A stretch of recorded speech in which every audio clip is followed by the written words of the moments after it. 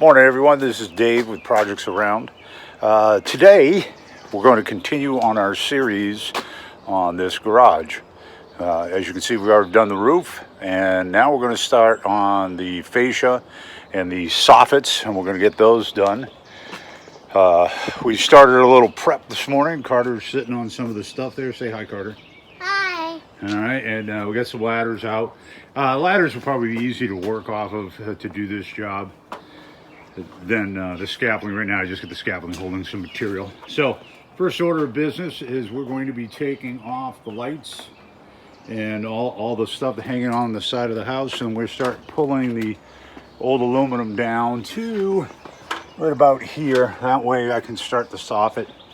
This whole electrical needs to be removed. We've already killed the power to the garage. So now we got that power killed. We can remove that. We're going to go around and do the same thing on the rest of the garage, pulling just this first one down for right now. And once we got that done, this light here gets taken off. This garage door gets completely taken out. It's all rotted and destroyed down at the bottom. That'll be thrown out into the dumpster, and this will get covered over and sided over. I was able to come up with enough funding for this project to be able to side it as well. So we got about 611 square feet that needs to be done on this garage, and depending on the type of siding you get, it can be anywhere from $65 a square, I think is what they quoted me on the 4.2 mil vinyl siding, about $75 a square on the 4.4. And then if you go different styles, maybe a shiplap or a color that's not a normal color, can be all the way up to $100 a square. Now, it's not a square foot, that's a square, just like you figure on a roof, which is 10 foot by 10 foot. All right, so we'll get started here.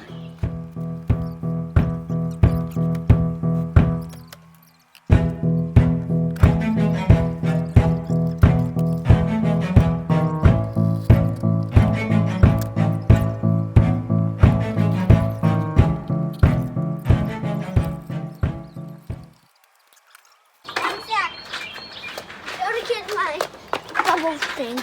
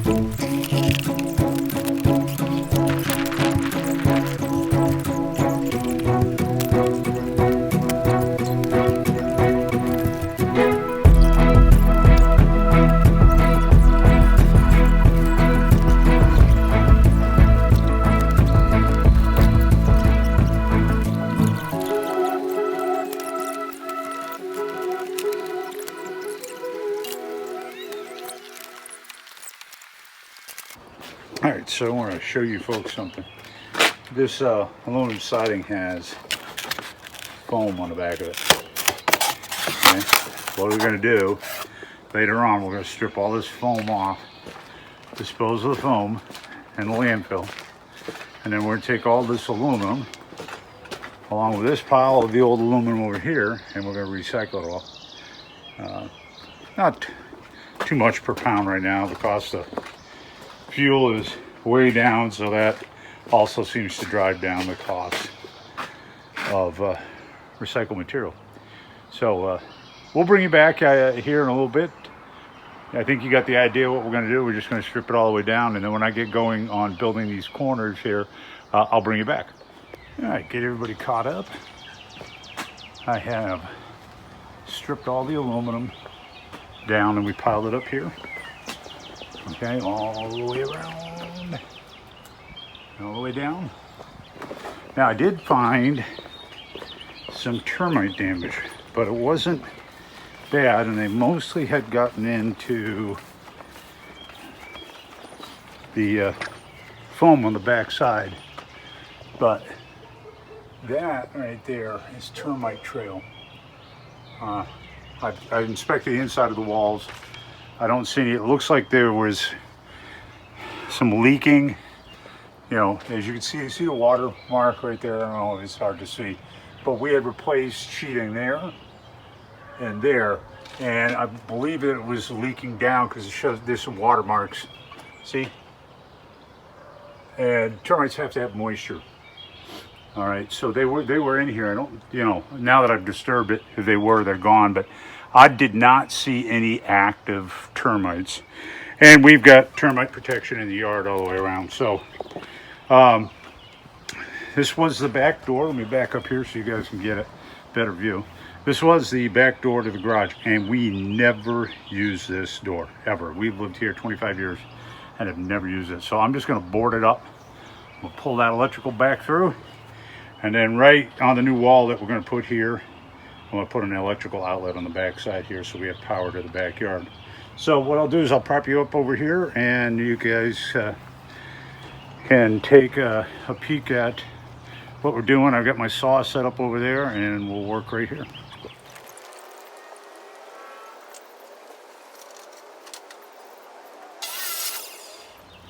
All right, so this is pressure treated lumber. Anything direct contact with concrete needs to be pressure treated. Regular 2x4 wouldn't work. Also, I'm gonna use a hammer drill and some tap cons and secure it down. However, I don't have the hammer drill with me right now. Ray took it to work, so when he comes home, we'll drill it down. But I'm gonna go ahead and put construction adhesive, lay this plate into place. You have to use a certain type of screw for the pressure treat, otherwise the chemical that's in the pressure treat will rot out that screw. Now, if you guys notice, as I've been doing stuff, I don't throw nails, screws, any junk as I'm working down on the ground, because all you have to do is pick it up later, so you might as well just hold on to it. I have a pouch here that I just throw in all that stuff, and then later on I'll just go over to the dumpster and throw it all out.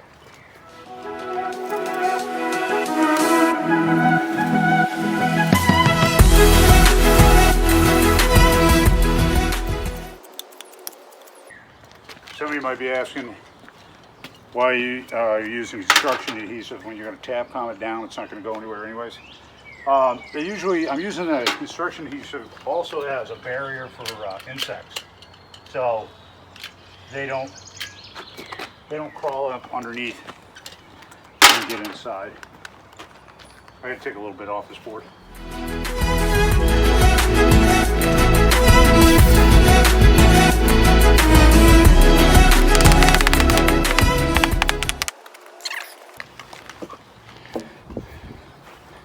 So what I'm going to do is just add a 2x4 up here. I cut this back to the top, and you see they actually put a proper header in here. But all this insulation is going to come out. The mice have gotten at it, made a mess out of it. So I'll pull. These are 16-inch on center, so I'll pull from here to my next one to make sure that it's on center. All right, which it would, if you look at the tape, it's going to be right here. Then we'll have one right there on 32, another one at 48, and there'll be one here. So altogether there'll be 4, and I don't need to put one on the head. So we'll add in those next. And then later on when Ray gets here with the from work today, he had to work. I took a vacation day to try to get this done. We'll use the hammer drill and put the tap guns in. Like I said before, it's not going to go anywhere.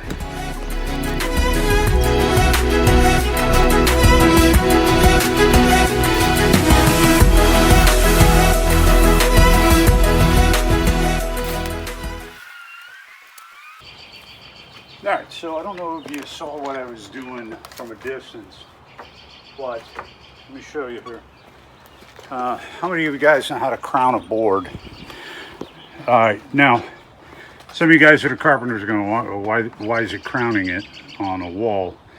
Crown a board, you want to look down the plane of the board and see which way it goes. This board, here, it's hard for me to do this here. This board crowns like this, just slightly. So I marked it with an X. All right, this board has no crown at all. I marked 80 1/4, 80 3/16. So if this was, we were doing interior framing on a house, when we would lay the frames, or we lay the wall down on the deck and put the wall together, we would always put the crowns up, so they were always going one way.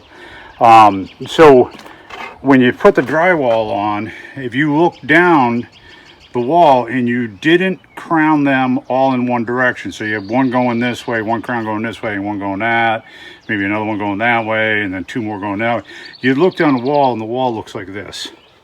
So what we try to do is get the crown on at least one side of the wall when you're framing it, so the wall doesn't bow, it doesn't go like this when you look down it, and you'll barely see the crown in it. It's better. The drywall is like it that way. They get less screw pops. So we're not drywalling out here. We're doing rough framing. However, it's just a good practice to get into, to make sure your crown is all on one side. And I always just mark it with an X. So if I was working with another guy or gal and another carpenter, they would know that the X side is the crown side. So we're going to put the crown out on this one.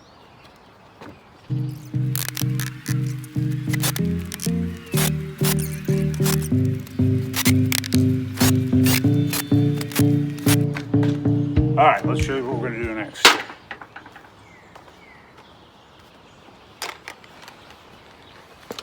All right, let me take you over here. Whoops, spin you around and make you all dizzy. All right, so now we're going to pull 16s. I want to mark it on the plate. Okay, now, if we were building a wall, you'd have your base plate and your two top plates. What we would do is we would stack them together on the deck. We'd pull our 16s, mark them on both the head and the base plate. Okay, on the side. So let me show you something here real quick. Well, we'll pretend.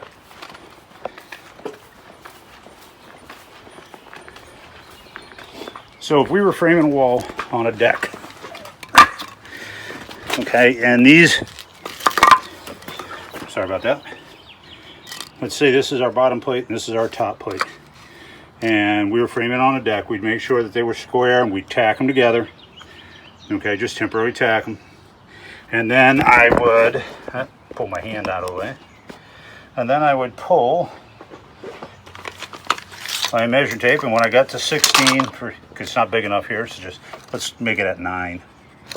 I'd make a mark, and you take your square, you mark both of them, and you'd X to the right. So 16 on center, okay? So that would be, we'd pull to 16. Sometimes you pull to 15 3/4. It depends on what you're doing and how you're laying out your sheeting. But if we're just laying out a wall and we want to have our 16s, that's how we would do it. On this, because we're just framing in a previously framed in wall, we're just patching a hole, we don't have to do that. But that's kind of the way you do it. There's other carpenters out there that understand what I'm saying and have a better way of saying or a different way of doing it. Please, leave comments below, because that's the only way we all learn. So I'll go ahead and pull those. And the reason that we want to do it, folks, so for those of you that are not carpenters, is when we go to put the siding on, we're going to mark out all of our studs, so when we're driving a nail, we're not driving it into nowhere's land where it's not going to stick to anything, because this stuff they put on there is that old fiberboard, and I hate this, but I'm not going to strip it all off the garage to redo it. we'll just go with what we got.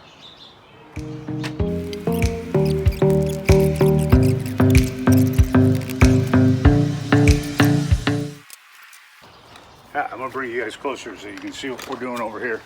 For those of you who have never done this before, this is kind of for you to get you started and not be afraid to tackle little projects like this on your own. So,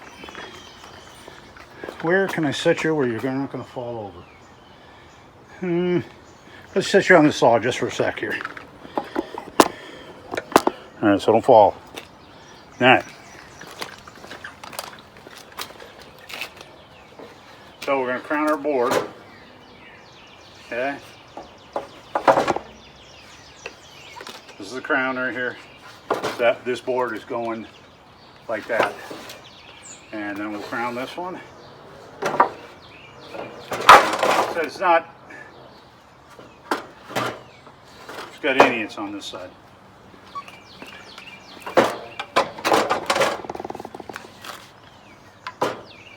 Alright, so the crowns are up. The other thing is I try not to cut in the middle of big knots because when you go to tow them, they're just going to split out. So we said 80 and 5/16. If that 5/16 ended up in the middle of a big knot, we would turn around and we'd pull this way. You know, because you don't, any carpenter, you don't really want it to fall in the middle of a knot if you can help it.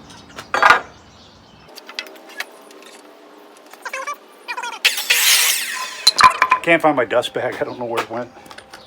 I've looked everywhere for it. So we're just going to shoot the shavings on the ground. Oh, and this is something if you don't have it. This is just a small saw that I have for this job. The big DeWalt I have somewhere else on another project. But for what we're doing today, this little, what is this thing called? A Shopmaster by Delta. This is a simple little saw. And it works fairly good.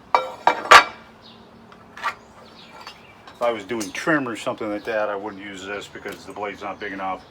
And it's real hard to make compound cuts on it.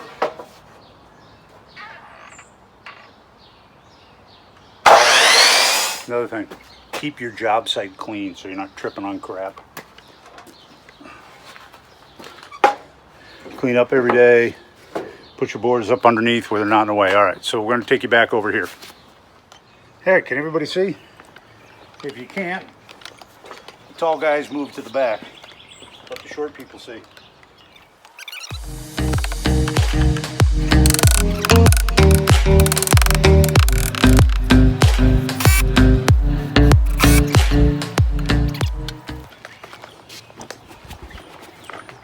All right, sorry about that.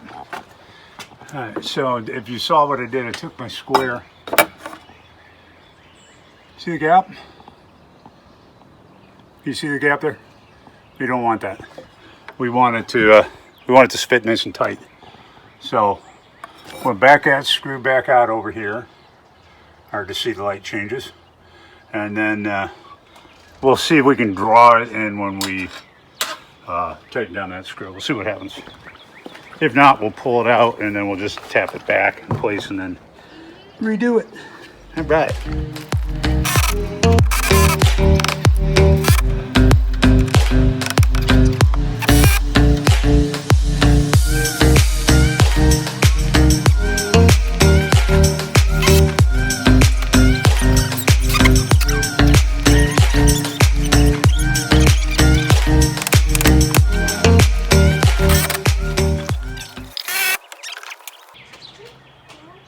Okay, everyone. So now I got, what is it, 1913 or 1932 inch, which if you do your math, that's close to 3/4 OSB. I didn't want to get 22/32 plywood because it's more expensive and it'll be okay for this side. You'll never see it. So we'll get the measurements on this and then we'll cut this. All right, so I've got the OSB laying down and comes from the manufacturer with these lines on it. So if you don't know what the lines are for, it's when you put your sheathing up, 16 on center, 32. If you're doing 2 foot on center, there's your 24-inch mark, or half the board. So when you put in, of course, it goes this way as well. All right, so in a checker pattern. Okay, so depending on which way you lay your OSB on when you're doing your sheathing on a wall, because a lot of times you'll lay it on the deck, you'll frame your wall, you put your OSB on. You line this up, and what this is used for is when they go put the house wrap, they can line up the house wrap also, because the house wrap comes with lines on it too. That way, then when people are putting siding on or anything else, they know where the stud is at, because otherwise they're just anchoring, you know, their siding or concrete board or whatever they're putting on adhering to the sheathing, just to the sheathing, and you don't want to. You want to make sure that whatever you're anchoring down also goes into the stud, which would be behind it. So that's what goes for. And Carter has got himself a play toy there. All right, so we're going to mark this up here. The measurement was 38 by 85. So remember, we pulled 16, so we're going to try to line that 16 up. All right, so there's 85 for our length. I always make a V like that instead of like a little pencil mark, and you're trying to find a pencil mark. If you just take your and mark it right where the 85 is and go whoop, and do the same thing, then it's going to be right in the middle of that V. A lot easier for if you're working with other guys and gals on a job site, if you make your marks clear. Okay, so now we're going to snap a line. Snap, snap. Get my fingers out of the way. Hey, you want to help snap? Can I help with the snapping thing? I didn't say snack. I said snap. You're always thinking with your stomach, aren't you? Yeah, but Papa, can I flip it? Yeah, you want to snap the line? Yeah. All right, hold on. All right, now go ahead and do it. One time. There you go. Thank you. You're welcome. How you like that, guys? Bet you they liked it. Did you like it, guys? Yeah, Carter.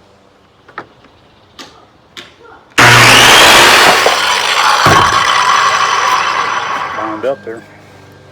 I think it's going to rain. Because it's the end of the month. The rain's on the It rains at the end of the month, huh? Yeah, that's what my mom said. Oh, really?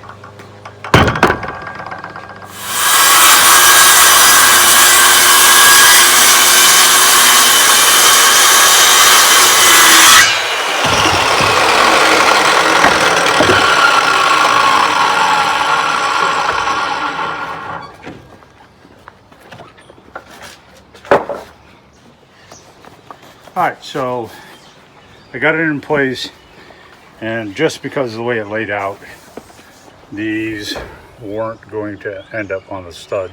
So I re-snapped lines where the stud is. Didn't have any 8D nails. I thought I did, which is what you should be putting on the sheathing with. So I'm just going to use what I got. I got a box of 1 5/8 drywall screws. I know that's not what you're supposed to use, but frankly, I'm not running down to the darn hardware store to go buy it.